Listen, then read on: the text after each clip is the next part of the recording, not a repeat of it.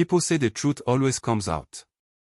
But sometimes, the truth hides for years, buried under lies, whispers, and family secrets.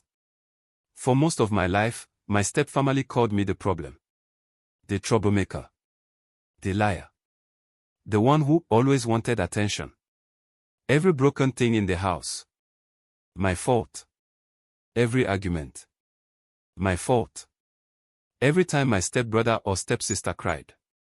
Apparently, my fault too. And I believed it. I believed I was the problem. Until one night. One phone call. One confession. And one secret hidden for 15 years destroyed everything my family thought they knew about me. Including the truth about why they treated me like an outsider in my own home. I grew up in a busy neighborhood in Accra. You know the kind. Concrete houses packed close together. Women chatting outside while cutting vegetables. Kids playing football in the dusty street. Music drifting from someone's radio. Everyone knew everybody's business. And unfortunately, everybody also knew that I was the problem child in the Mensah family. After my father died, my mother remarried a man named Kofi. Kofi was respected in the neighborhood. Hardworking. Quiet. Serious. He had 2 children from his previous marriage. Kwame and Abena. From the moment we moved into Kofi's house, something felt wrong. At first, it was small things. If money went missing from the kitchen drawer, Kwame would say, "Maybe it's him."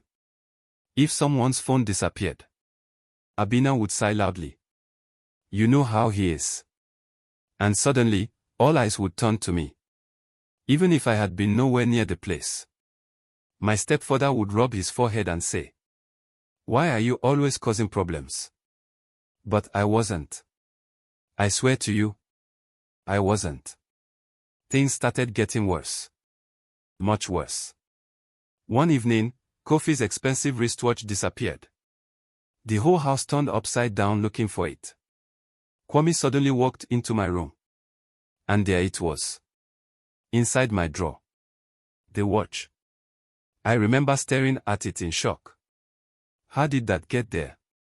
But no one listened. My stepfather's voice shook with anger. "After everything I've done for you." My mother stood silently behind him. Not defending me. Not even looking at me. That night, I was punished for something I didn't do. But that was just the beginning. Over the years, things kept appearing in my room. Missing keys. Money. Even Abena's gold necklace once. Each time I tried to explain. Each time I was called a liar. Eventually, I stopped defending myself. Because what was the point? When your whole family believes you're the villain, your voice becomes invisible. The worst part wasn't the punishments. It was the way they looked at me. Like I didn't belong. At family gatherings, my stepfather would proudly talk about Kwame. "My son is studying business." Then Abena. "My daughter is the pride of this family." And then, there was silence when it came to me. Sometimes people would ask. "And the other one?" Kofi would shrug. "He's difficult." Even my own mother began believing the stories. One day she said something that crushed me. "I don't understand why you keep embarrassing this family." Embarrassing them. I barely spoke anymore. I stayed out of the way. But somehow, the accusations never stopped. Until the night everything exploded. It happened during a family dinner.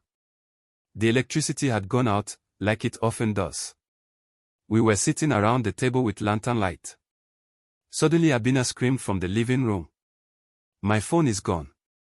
Everyone froze. And then, Kwame slowly turned toward me. "Check his room." My chest tightened. I didn't take it. But they were already walking toward my door. Searching. Opening drawers. Lifting clothes. And then, Kwame pulled something from under my pillow. The phone. I felt my stomach drop. I swear I didn't. Before I could finish, my stepfather slammed his hand on the table. Enough. His voice echoed through the house. I have tolerated you for years. He pointed toward the door. Maybe it's time you leave this house. My mother sat there silently. Not saying a word. Not defending me. And that's when something inside me finally broke. I shouted back for the first time in years. You've always hated me. The room went quiet. Then Kwame smirked. You've always been jealous of us. Jealous. I laughed bitterly. You're the one setting me up. Everyone gasped. My stepfather's eyes turned cold. Get out. So I did. But leaving that night led me to the truth nobody was ready to hear. I spent the night at a small roadside bar, sitting outside under a flickering light. I had nowhere else to go. Around midnight, my phone rang. It was my aunt. My father's sister. Her voice sounded nervous.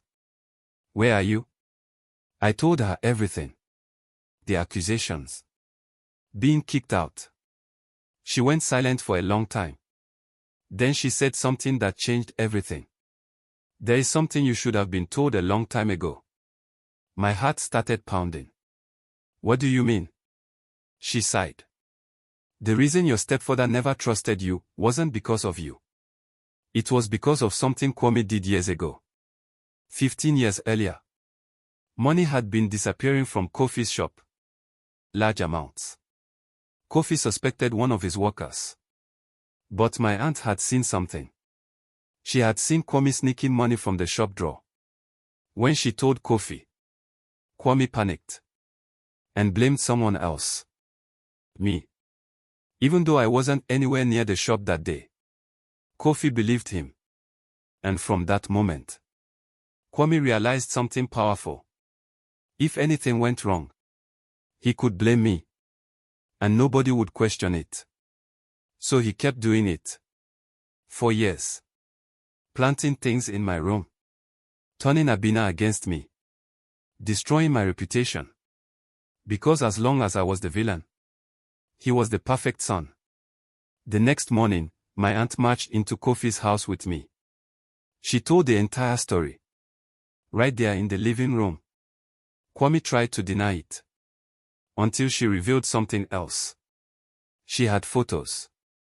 Photos she kept all those years. Of Kwame taking money from the shop. The room went silent. My stepfather stared at his son like he didn't recognize him. Abena started crying. And for the first time in my life, everyone turned and looked at me. Not with suspicion, but with shock. Kwame finally confessed. Everything. The lies. The setups. The years of blaming me. My stepfather looked at me with tears in his eyes. I failed you. Those 3 words were something I never expected to hear. It didn't erase the years of pain. But it did something important. It gave me back my name. I was no longer the problem child. I was the one who had been wrong. And the truth finally gave me something I had been denied my whole life. Respect. So if there's one thing I learned from all of this, it's this. Sometimes the person everyone blames is actually the one carrying everyone else's secrets. And when the truth finally comes out, it changes everything.